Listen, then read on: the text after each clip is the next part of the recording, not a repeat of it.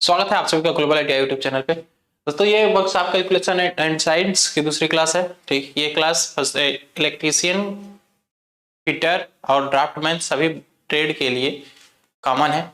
और ये class ITI first year के स्टूडेंट्स के लिए है। ठीक, इससे पहले की क्लास हमने क्लास फर्स्ट इसकी हो चुकी है। क्लास फर्स्ट आप चाहे तो ग्लोबल आईटीआई के यूट्यूब चैनल के प्लेलिस्ट पे जाके आप आसानी से देख सकते हैं।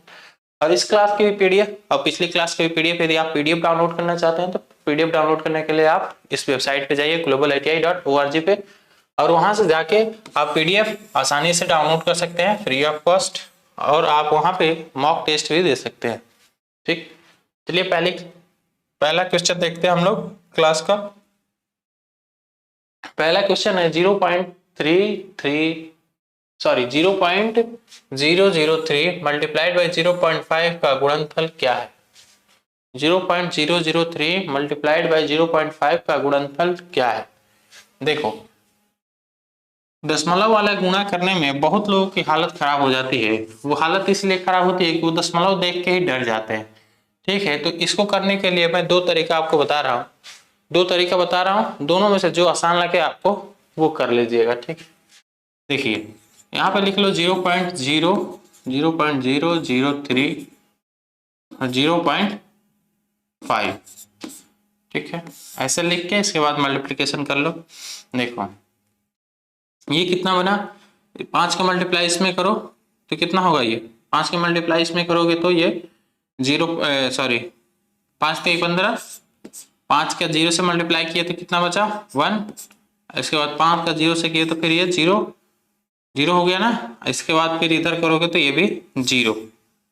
ठीक है, इतना तो बन गया। अब देखो कि तुम्हारा जो दशमलव है, दशमलव के राइट साइड में टोटल कितने डिजिट है। तो दशमलव तुम्हारा यहाँ पे है, यहाँ पे पॉइंट है और यहाँ पे पॉइंट है, 2 पॉइंट है। इनके राइट साइड में 1 2 3 4, इनके राइट साइड में 4 डिजिट है।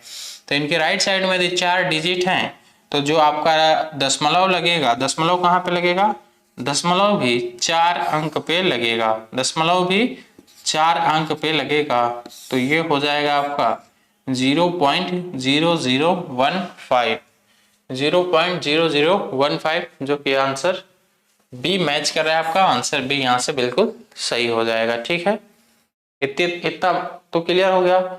अब देखो, अब इसको करने का एक और तरीका ये है कि आप आसानी से केवल 3 और 5 का मल्टीप्लाई कर लीजिए।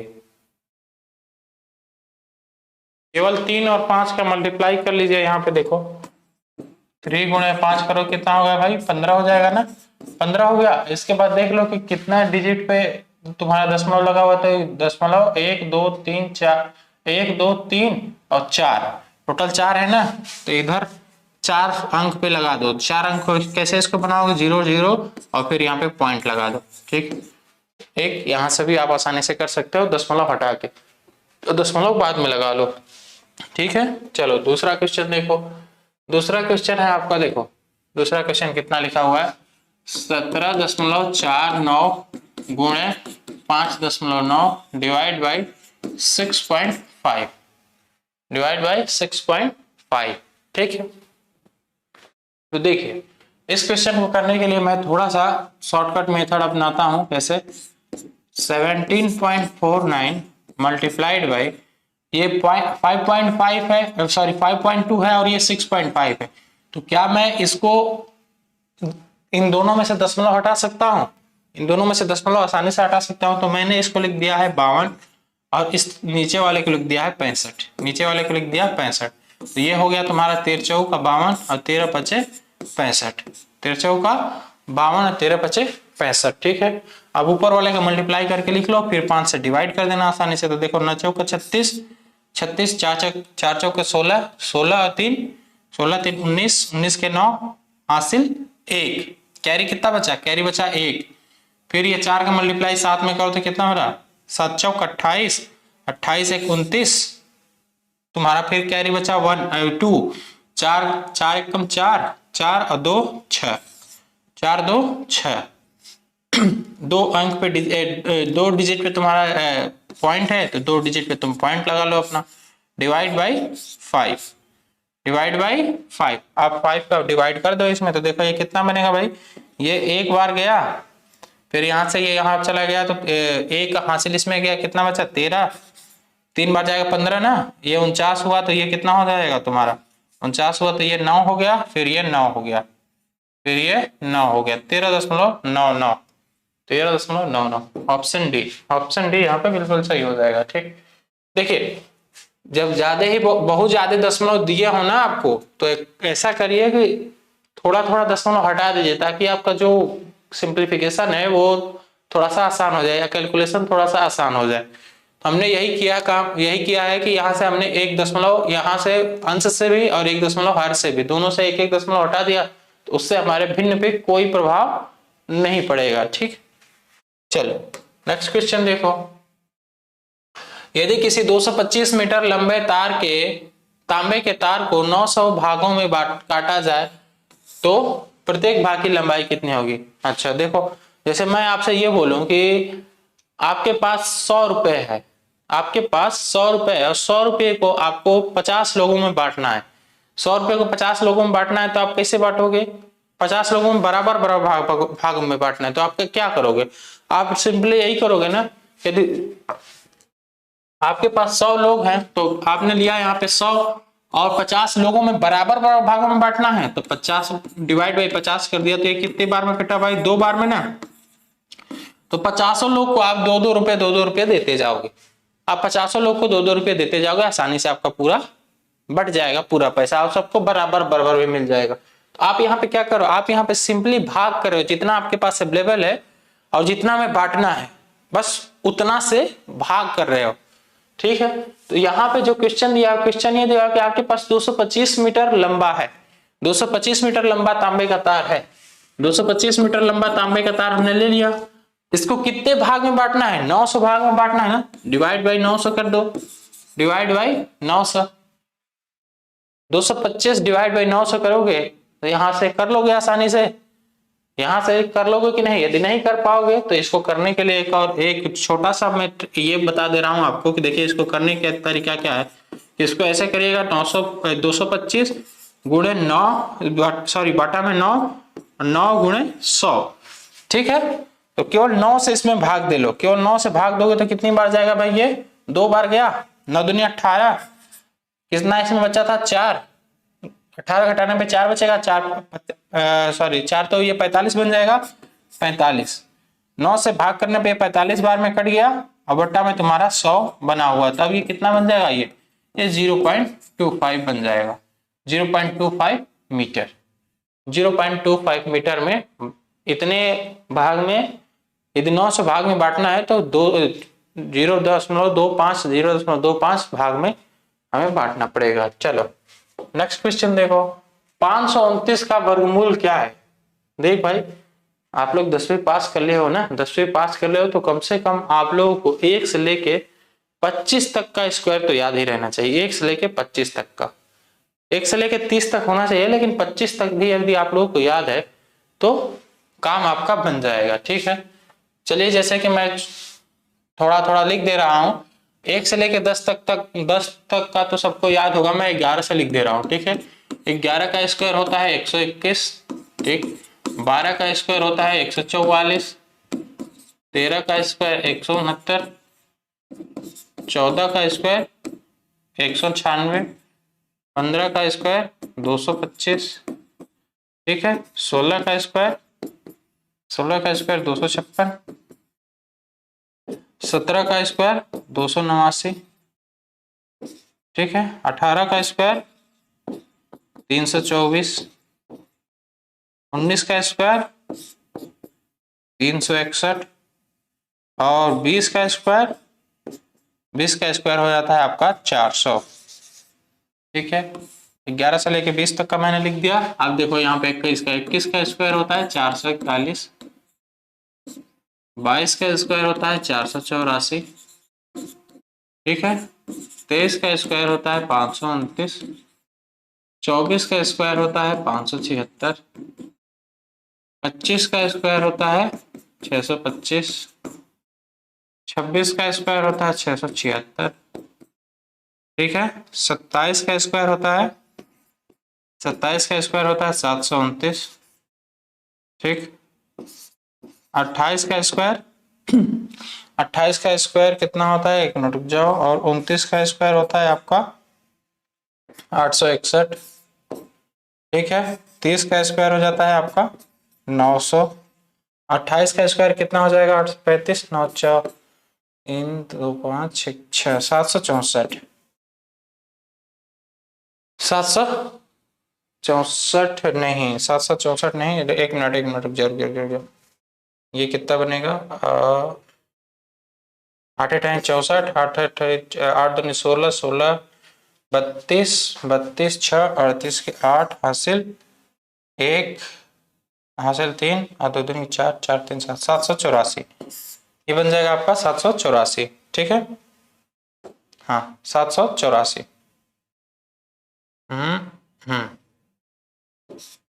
ये स्क्वायर याद रखेंगे तो ज्यादा सही रहेगा, इतना बस आप लोग याद रखिएगा। ज्यादा से ज्यादा आप लोग यहाँ 25 तक याद रखिए, 25 तक तो याद ही रखिए, ठीक।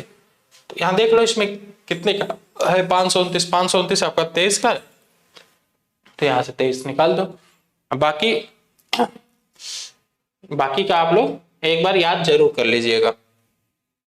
अगला देखो 0.017, 0.017 इसका वर्गमूल निकालना है। इसका वर्गमूल निकालना है तो इसका वर्गमूल क्या होगा भाई, देखो पॉइंट वाले का वर्गमूल निकालने में अक्सर लोग गलती कर जाते हैं। जब भी पॉइंट का वर्गमूल निकालना होता है तो पॉइंट का वर्गमूल निकालने के लिए लोग अक्सर परेशान ये हो जाते हैं कि उनको समझ में नहीं आता, उनको ये समझ में आता है कि ये तो 17 लिखा हुआ है, 17 का तो इसका लगभग 4 का स्क्वायर 16 होता है, 4 का स्क्वायर 16 होता है, तो 4 के आसपास कोई वैल्यू आएगी। नियर अबाउट में जो अंदाज लगाते हैं, जैसे तुक्का जो मारते हैं ना, तुक्का मारने वाले ऐसे ही तुक्का मार के चले जाते हैं। जैसे एक बहुत ही पॉपुलर क्वेश्चन है कि 0.9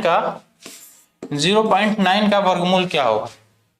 0.9 का वर्गमूल मैक्सिमम लोगों, तुम लोगों में से मैक्सिमम लोग, मैं गारंटी दे रहा हूं कि 0.9 का वर्गमूल तुम लोगों से मैक्सिमम लोग यही आंसर देंगे कि 0.3 होगा, 0.3 होगा तुम लोगों से मैक्सिमम, मतलब मुझे उम्मीद है कि 90% लोग यही आंसर देंगे कि 0.3 होगा, 0.9 का स्क्वायर वर्गमूल, सॉरी 0.9 का रूट 0.3 होगा। लेकिन 0.3 नहीं होगा, 0.3 नहीं होगा। कितना होगा, कितना होगा ये बता दो। मैं कह दूं कि 0.9 का भी 0.9 ही होगा, तो अब कहो कह रही है सर आप गलत बता रहे हैं, सर आप गलत बता रहे हैं। अरे गलत नहीं बता रहे हैं भाई, यही होगा ही। 0.94 समथिंग आ जाता है, 0.94 समथिंग आता है इसका रूट, इसका रूट इतना ही है। क्यों, क्योंकि ये तुम्हारा 9 नहीं है, ये तुम्हारा कितना है, ये तुम्हारा 90 है, ये 90 है, और इसको 90 कंसीडर करके तब फिर इसका वर्गमूल निकाला जाएगा, ठीक है। वैसे यहाँ पे जब 17 लिखा है, 17 जो लिखा हुआ है, यहाँ जो 17 लिखा हुआ है लास्ट में, तो ये 70 मत ना मानो, इसको शॉर्ट में करने के लिए, इसको आसानी से करने के लिए इसको मान लो 170, इसको मान लो 170। अब देख लो कि 170 के आसपास किसका वर्गमूल है, तो 170 के आसपास मैं अभी लिखा था पिछले क्वेश्चन में ही, इसमें लिखा हो ना 170 के आसपास कितना है, 13 का है। 170 के आसपास 13 है, तो ये तुम्हारा वर्गमूल बन जाएगा, कितना बना 0.13, 0.13, बस ये आंसर बन गया। अब इतनी छोटी सी बात तो आप लोग एकदम समझ में आ जानी चाहिए, इतनी बात तो समझ गए ना। अब देखिए इसका जो मेथड है, मेथड से भी आप जा सकते हो, लेकिन मेथड से जाके करोगे तो आप मेथड से करते रह जाओगे। जैसे मान लो कि यहाँ पे 0.13 है, यहाँ पे 0.13 है, तो इसका मेथड तो ये है कि इसको करने के लिए आप पहले यहाँ पे 2 0 लिख लो, यहाँ पे आप 2 0 लिख लो, ठीक है। तो इसके बाद फिर इसको करना शुरू करो, इसके बाद इसको पेयर बना लो, इसके बाद इसका पेयर बना लो, 2 2 का पेयर बना के, सॉरी यार ये मैंने 13 लिख दिया है ना, यहाँ पे कितना दिया हुआ 0.017 लिखा है ना, तो यहाँ पे 1 0 लिख लो। अब 2 2 का यहाँ पे पेयर बना लो, दो दो का पेयर बना के इसके बाद फिर इसका कर लो। तो देखो जैसे यहाँ पे तुमको 1 दिख रहा है ना, यहाँ पे ये तुमको 1 दिख रहा है, तो इसको एक बार लेके चले जाओ, ठीक है। ये यहाँ पे लिख दिए तुम कितना, यहाँ पे लिख दिए 1, ये कैंसिल हो गया, ये कैंसिल हो गया, तुम्हारा यहाँ पे बचा कितना 1 1 2 हो जाएगा, और ऊपर से ये तुम्हारा कितना आ गया, यहाँ पे आ गया 70, ठीक है। अब देखो, अब यहाँ पे ऐसी संख्या लिखनी है, यहाँ पे ऐसी संख्या लिखनी है कि उसको फिर से नीचे भी वही संख्या लिख के इसके बाद मल्टीप्लाई करेंगे तो 70 के करीब आनी चाहिए। तो मैं यहाँ पे लिख दे रहा हूँ 3 और यहाँ पे भी 3, तो ये कितना बना भाई, ये 23 3 69, 23 3 69 हो गया। तो अब ये तुम्हारा कितना हो जाएगा, अब यहाँ पे आ जाएगा 1, यहाँ पे आ जाएगा 1, ठीक है। अब 1 के बाद फिर से 0 0 लिख लो, 1 के बाद फिर से 0 0 लिख लो। अब ऐसे ये आगे बढ़ता जाएगा। तो ये जो बेसिक मेथड है, इस मेथड से यदि आप लोग जाओगे तो फिर आपका कल्याण हो गया, ठीक है। देखो अब यहाँ पे सबसे पहले हमने 1 लिया था तो 0.1 ले लिया मैं, और फिर इसके बाद में 3 लिया था तो 0.3 लिख दिया। तो ऐसे करने के बजाय आप लोग थोड़ा यदि याद रखे रहेंगे तो वहां से आसानी से कर ले जाएंगे, ठीक। इस वजह से जो मैं लिखा हूं ये 1 से लेकर 30 तक ये स्क्वायर आप लोग जरूर याद रखिएगा। चलिए अगला क्वेश्चन देखिए। अगला क्वेश्चन है कि अनुपात की परिभाषा क्या है। अनुपात की परिभाषा क्या है। अनुपात की परिभाषा क्या होती है भाई, अनुपात की परिभाषा क्या होती है। अनुपात की परिभाषा ये होती है कि एक ही तरह की दो संख्याओं का भिन्न होता है। अनुपात क्या होता है, एक ही तरह की दो संख्याओं का अनुपात ही आपका क्या कहलाता है, रेशियो कहलाता है, ठीक है। तो ये ऑप्शन मैच करा लो कहीं पे भी, एक ही तरह की दो संख्याओं का, दो मात्राओं का संबंध, हाँ, एक ही तरह की दो मात्राओं का या दो संख्याओं का संबंध ही क्या कहलाता है, रेशियो। रेशियो जैसे कि रेशियो में मैं ये लिख दूं यहाँ पे 5/7, तो ये 5/7 क्या है, ये आपका एक रेशियो है।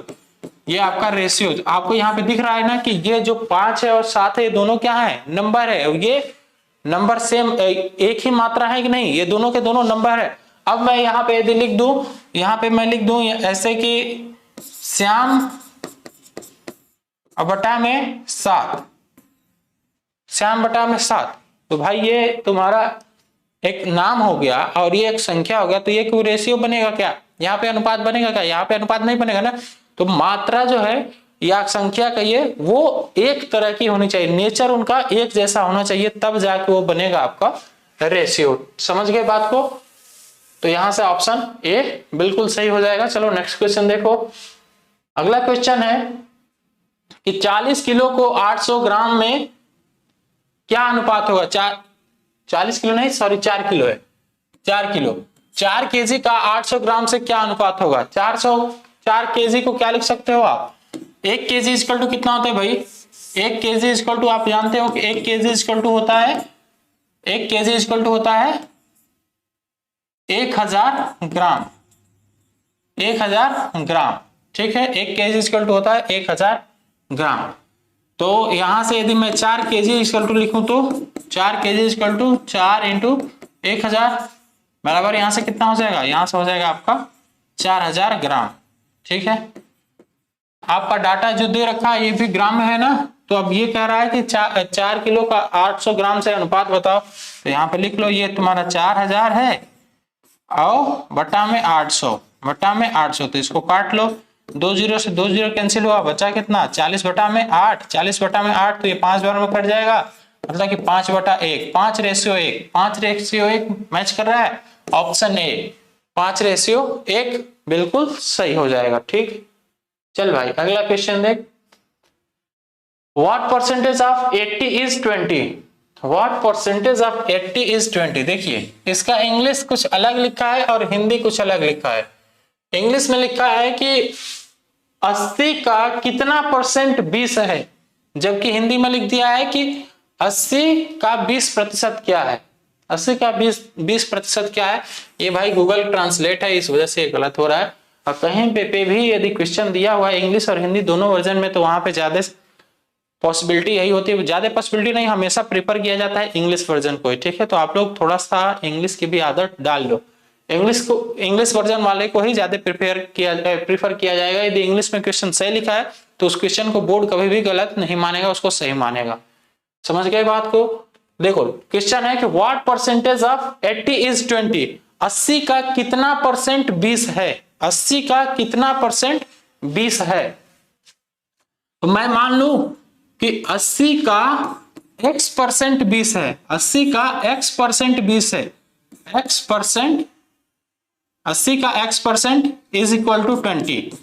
यदि ऐसे लिख दूं तो कोई दिक्कत नहीं होगी किसी को, ठीक है, नहीं दिक्कत होगी। तो 80 का, अब यहाँ पे परसेंट को क्या लिख सकते हैं हम लोग, परसेंट को लिखने का मतलब कि 100 से भाग होता है, 100 से भाग कर दिए, x बटा में 100 इज इक्वल टू 20। तो यहां से कितना हो जाएगा, यहां से हो जाएगा x इज इक्वल टू, अब देखो इसको इधर राइट साइड में लेके गए और फिर इसको भी राइट साइड में लेके मैं चला जाऊंगा। तो देखो ये यहाँ पे गुणा में, तो सॉरी यहाँ पे भाग में, तो यहाँ पे आके गुणा में हो जाएगा। तो 20 गुणे 100 और डिवाइड बाय, ये गुणा में है, ये गुणा में है तो ये भाग में आ जाएगा। इसको कटा दो, कटा दिए तो ये कितना बन जाएगा तुम्हारा, ये बन जाएगा, ये इसको ऐसे कटा दो, ये 4 और 4 से ये 100 कटा दो 25, x इक्वल टू बन गया 25। x इक्वल टू 25 क्या है, 25% है, x इक्वल टू 25%। 25% आपको ऑप्शन में कहीं दिख नहीं रहा है। यदि 25% ऑप्शन में नहीं दिख रहा है तो 25% को डिजिट में चेंज कर लो, 25 बटा 100 तो 0.25, 0.25 ऑप्शन दिख रहा है, ऑप्शन सी, ऑप्शन सी बिल्कुल सही हो जाएगा। यहाँ पे, यहाँ डाटा आपको जो दिया हुआ है, जो ऑप्शन आपको दिया हुआ है, ये ऑप्शन तो देना चाहिए परसेंटेज में इसको, लेकिन इसने परसेंटेज में नहीं देके थोड़ा सा एक स्टेप और क्वेश्चन को बढ़ा दिया है, एक स्टेप बढ़ाया है, तो हमने वो स्टेप भी कर दिया, 25 बटा 100 कर दिया, तो ये डिजिट में इसकी वैल्यू आ गई।